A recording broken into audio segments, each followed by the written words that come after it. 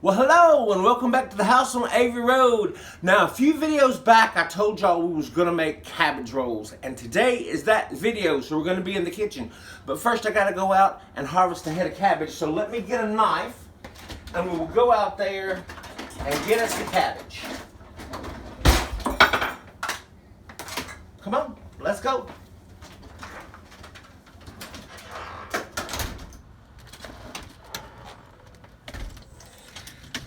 Y'all, this cabbage looks absolutely amazing, and I can't wait to have cabbage rolls.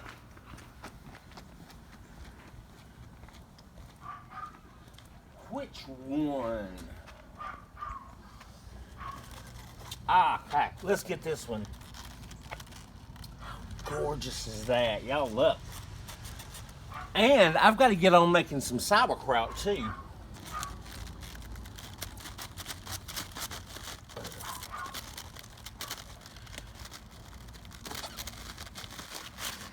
Gosh, that stalk is thick.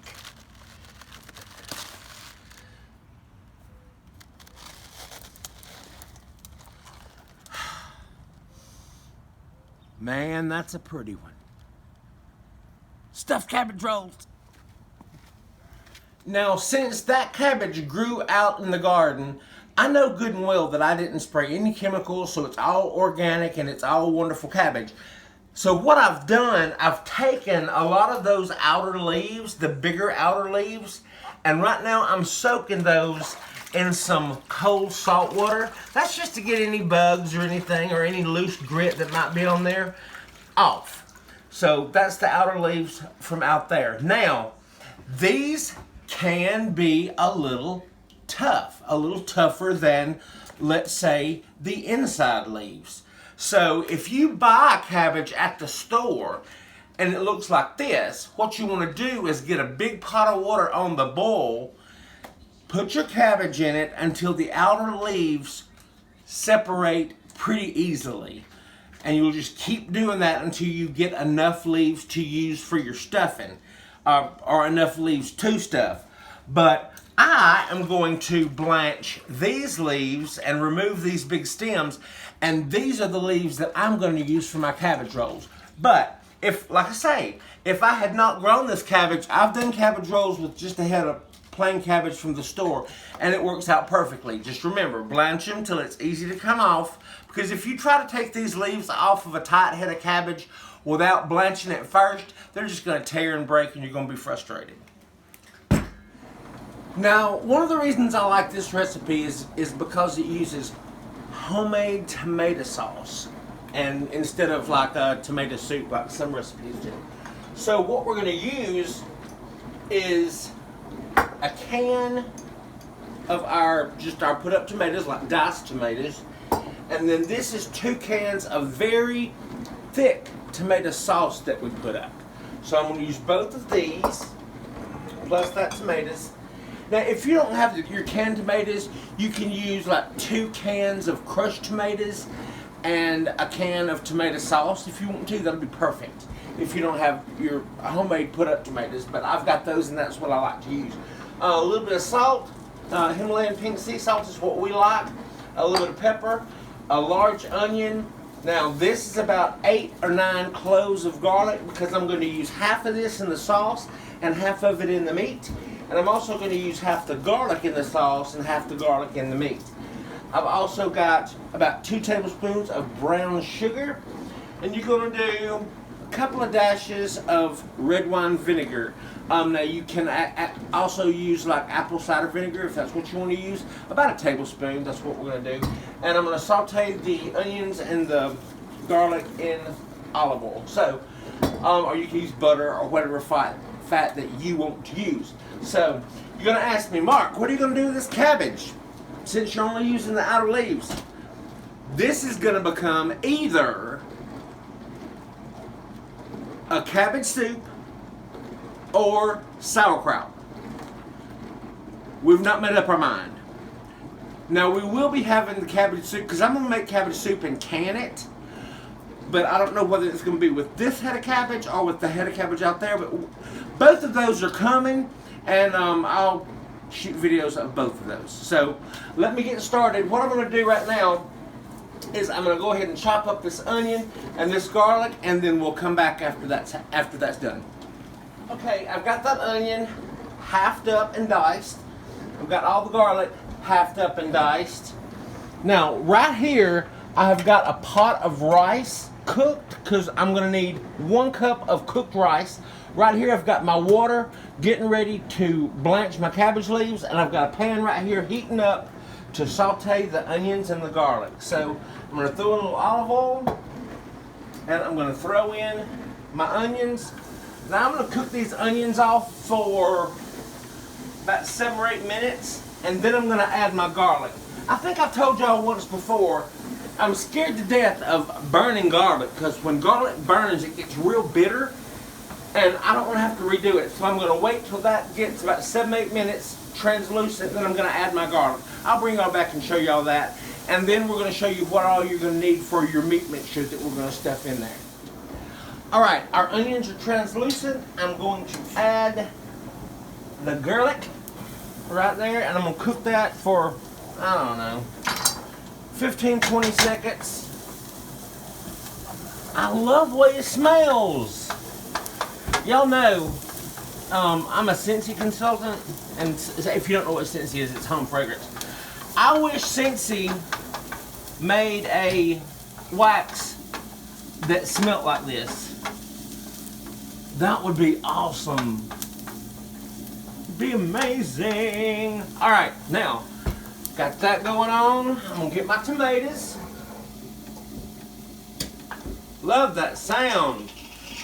All right. Some thick old tomato sauce right there, my brother. Go. Can of tomatoes. And this sauce is gonna be awesome, y'all. Homemade sauce from tomatoes that we grew in the garden. Now, what I'm gonna do is I am gonna put some black pepper in this, but I'm not gonna salt that until a little bit later on so I can taste of it, because I did salt the tomatoes when I put them up. I'm gonna measure this, y'all, so I don't go overboard. Just a tablespoon of apple cider vinegar and the brown sugar. Red vinegar. What'd I say, apple cider? Uh-huh. No, it's red vinegar. Oh, that smells amazing. Okay, so we're gonna let this sauce cook down 15-20 minutes. We're gonna keep it stirred, let it simmer down, and it's gonna be amazing on these cabbage rolls, y'all.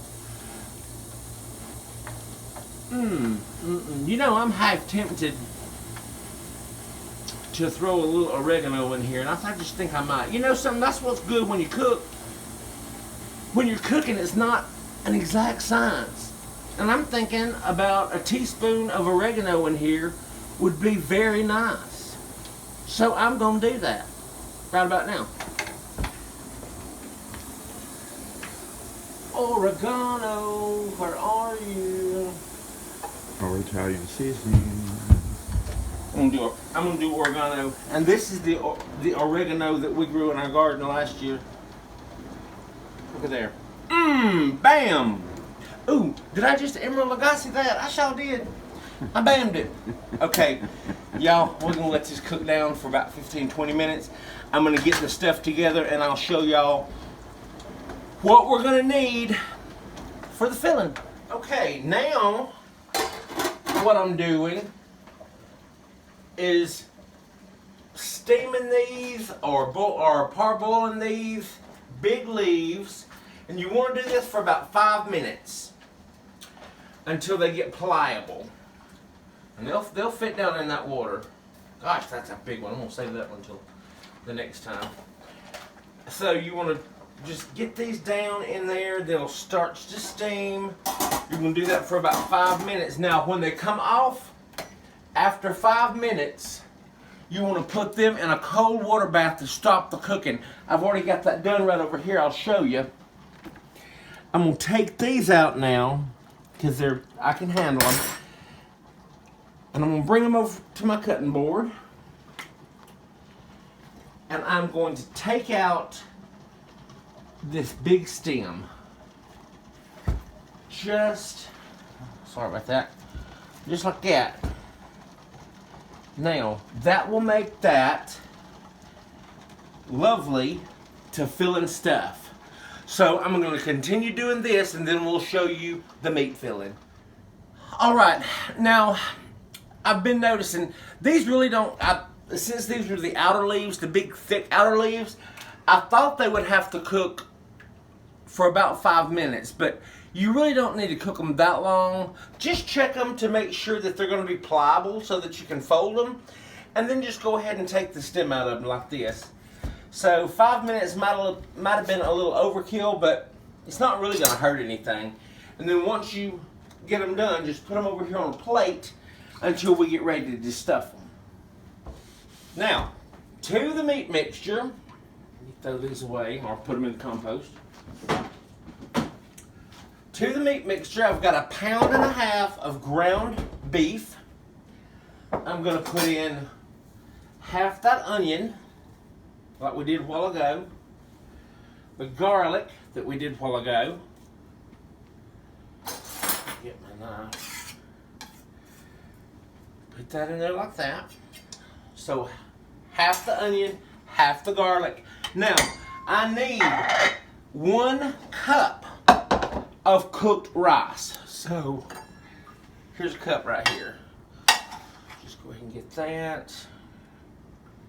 Toss that in.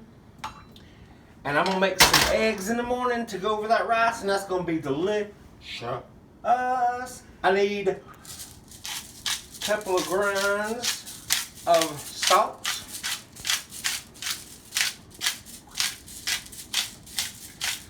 Some pepper.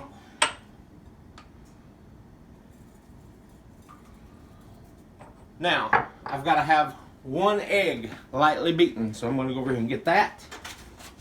And it's sad but true, I ain't got no chickens, so I have to use some store-bought eggs. Lightly beat. Oh, I've got to go out to the garden and get some parsley, because I've got to have a little bit of parsley to go in here too. The egg in there. That rice was still a little bit warm, so I'm just going to go ahead and use my hands. They're good and clean. And I'm going to go ahead and mix this up, then I'll go get that parsley out of the garden. Alright, Wayne went out and picked some flat leaf parsley out of the garden. And it's so pretty. And it's so prolific. It just goes and goes and goes. So that was just a big handful. That's about 1/2 cup. And I'm going to put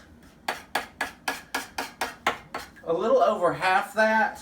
Just eyeball it, y'all. Maybe 1/4 cup. Just going to throw that in the meat mixture. I'm going to save the rest of that to sprinkle on top once it's done. But the only thing left to go in here now is just about 1/2 cup of this sauce. So I'm just going to eyeball that.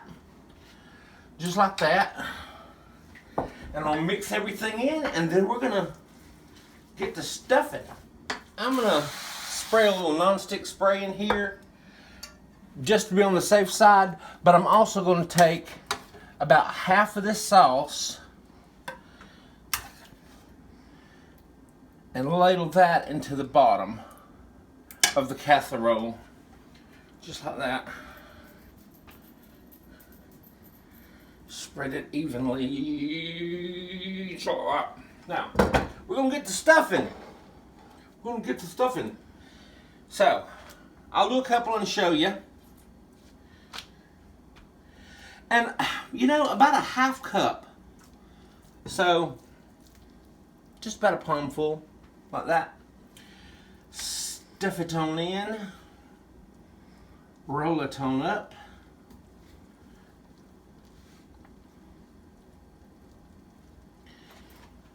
Stuffed side or seam side down. Let's do that again. Smells so good.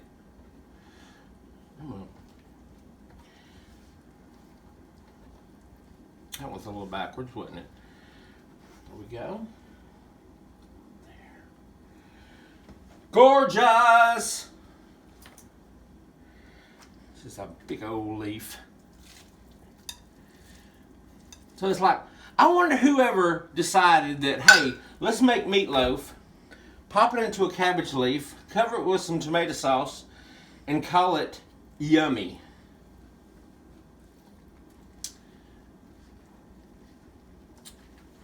Just saying.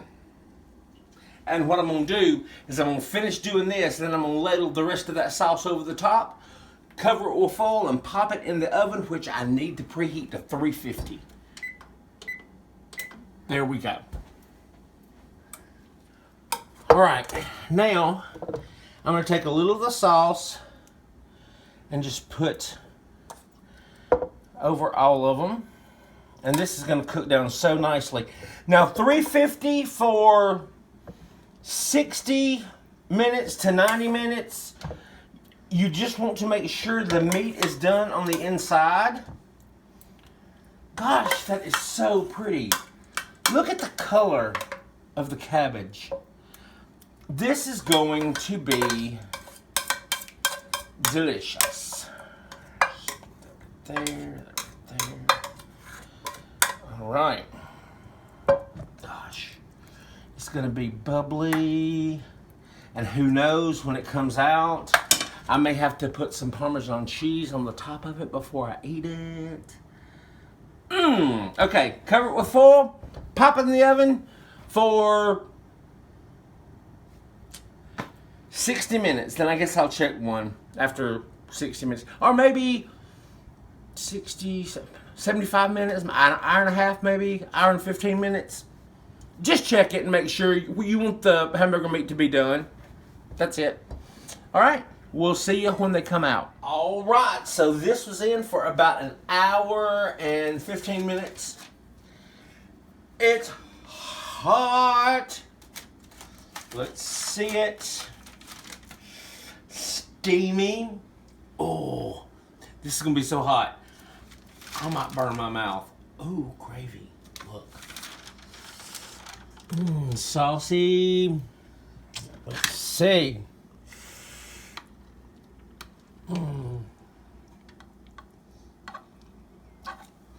Okay, this is hot stuff right here. Let me get me a fork.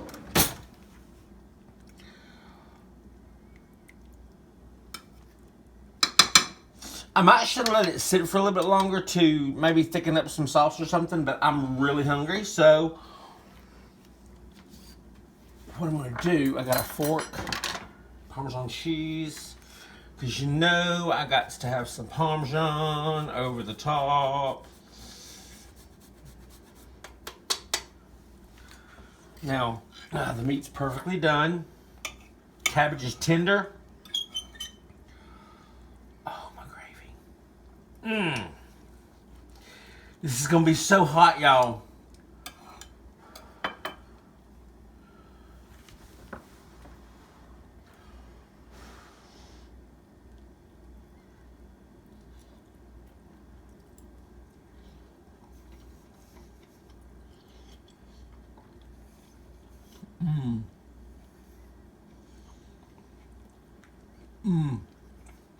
Oh, it's so hot.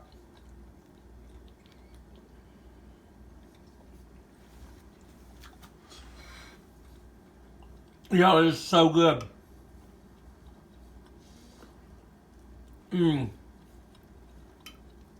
Y'all, it is so delicious. I mean, it's not a pretty dish because it doesn't hold together that well, but it is a hearty dish. One more bite.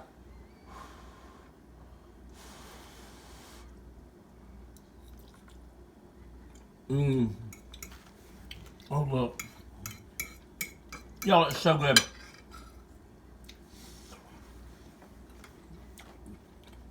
Before I eat this, I'm going to end this video. Y'all, with some Texas toast. And as a matter of fact, right now I am about to make some Texas toast to dip down in this juice and finish eating with this. Toast, some kind of crusty bread would be delicious. Put it over rice. Eat it on its own. Y'all get in the kitchen and make this. This is amazing. So, I hope you enjoyed this video. Please give it a thumbs up. Leave a comment in the comment box. Subscribe to the channel. Ring the bell to be notified whenever we post videos. And if you will, please excuse me while I finish this. Talk to y'all later. Bye!